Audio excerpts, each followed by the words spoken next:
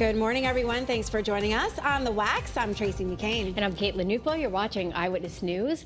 A lot to talk about this morning, but first, we do want to say hello to meteorologist Melissa Cole because we have a first alert to tell you about, and it's actually going to be kind of a busy few days, right? Yeah, really no break from this high heat and humidity, and then we throw in the chance for some storms, which impact the weekend plans. Yeah. So definitely a good idea to keep that weather app handy this weekend, especially if you have outdoor plans. Now let's start with today. We have this heat advisory that has been issued and actually extended by the National Weather Service through tomorrow. So the temperatures will be approaching the 90s today and close to 90 tomorrow, but the heat index values, what it feels like outside, will be between 95 and 100 degrees. So that is some steamy stuff, and that will certainly have impacts on your outdoor activities, difficulty staying cool, heat-related illnesses. So again, take all those high heat precautions that we've been talking about all summer.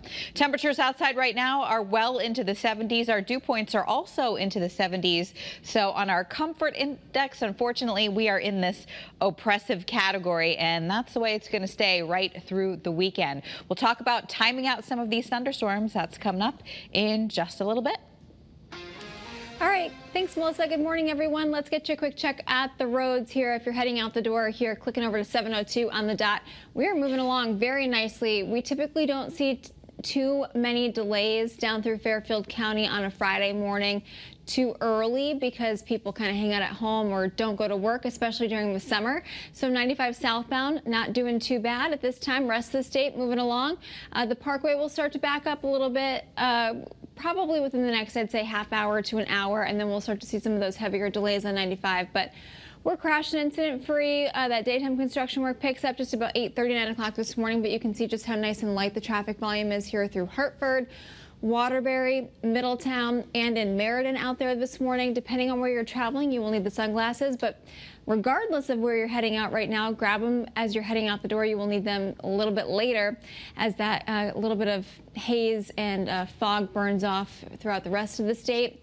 You will need the AC, though, regardless of where you are here, because that humidity is very tough. I'm Caitlin Francis with your Connecticut Chevy First Alert Traffic Report, driven by your Connecticut Chevy dealers. All right, our big story from overnight. 3 Americans held as prisoners in Russia are now back home. They were all greeted overnight by President Joe Biden and Vice President Kamala Harris at a military base just outside of Washington, D.C. A total of 24 people were released yesterday in one of the largest prisoner swaps since the end of the Cold War.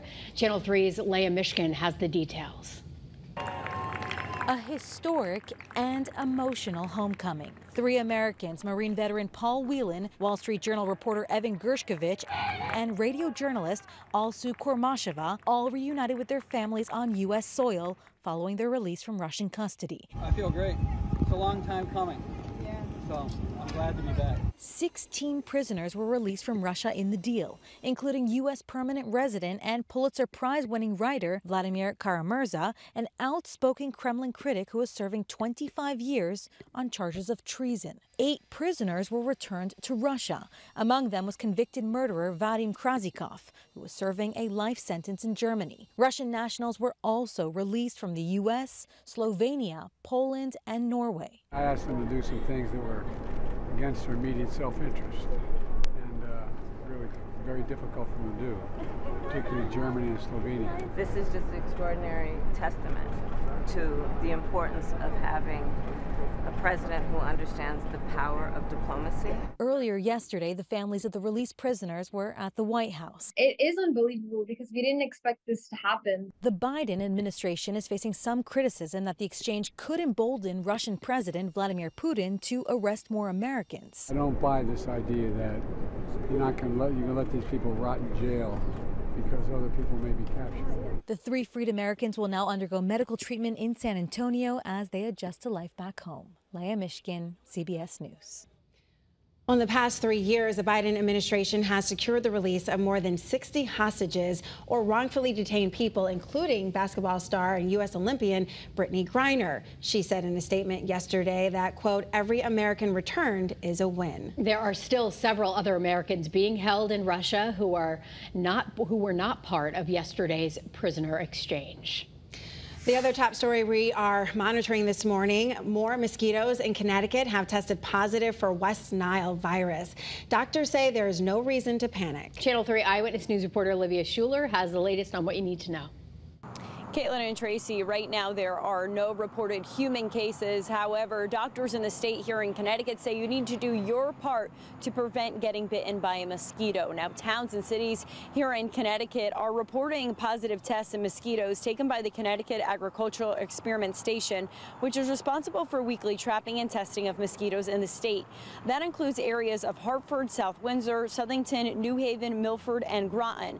Again, no human cases have been found, but Dr. of Infectious Disease, Dr. Paul Anthony, says be cautious when you're outside. Of the breeding grounds, don't let those guys make it into your home. And then also, if you're outside, take your precautions not to get bitten. It's recommended that you wear loose long sleeve shirts and pants when outdoors, avoid perfumes and scented products, avoid standing water, and stay indoors when mosquitoes are out and about.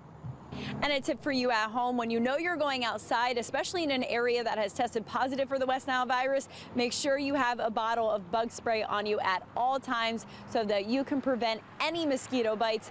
And on our website, we do have a list of areas that have tested positive for the West Nile virus.